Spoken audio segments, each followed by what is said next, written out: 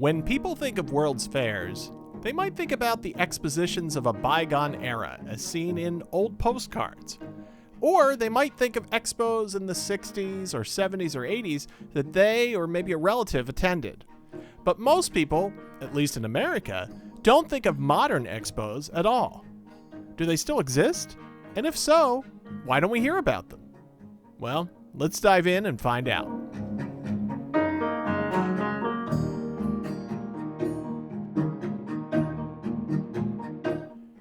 First, let's talk about the BIE. The BIE, or Bureau International des Expositions, in Paris, is the sanctioning body for World's Fairs. Member countries of the BIE agree to its terms regarding participation in World Expos.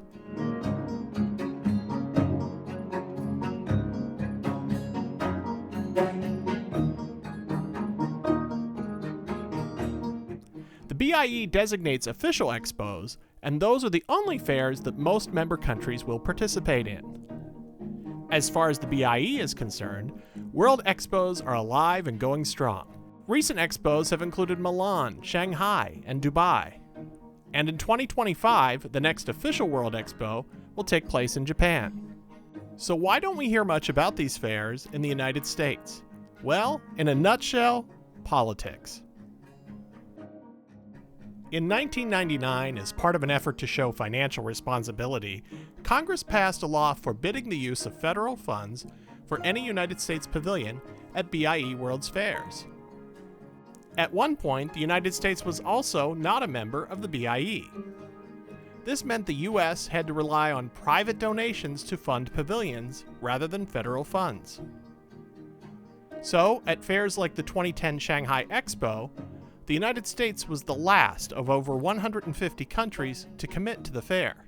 And America's participation was dwarfed by the expense and planning put into the fair by other countries, especially China, at a time when that country was trying to win hearts and minds around the world.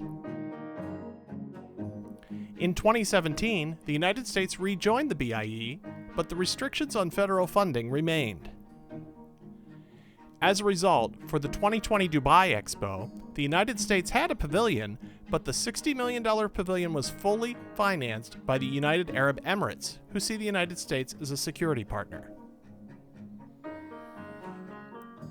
New efforts are underway to remove the funding restrictions, as Minnesota hopes to host its own expo in 2027. Doing so without federal funds would be impossible, or at the very least, lead to a far inferior expo to those in other countries. And just to further complicate things, in addition to the broad events we usually think of as World Expos, the BIE also sanctions shorter fairs based on a specific topic. For example, the bid from Minnesota for the 2027 fair has an emphasis on health. So to get back to our original question, what happened to World's Fairs? They're alive and well and dazzling people from all over the world. The actual question is, when will the United States be a full participant in these defining events once again? Well, we'll have to wait and see. If you want to learn more about World's Fairs, be sure to subscribe to our channel. And if you'd like to read more about the history of expos and fairs, be sure to click the links in our description below. Thanks for watching.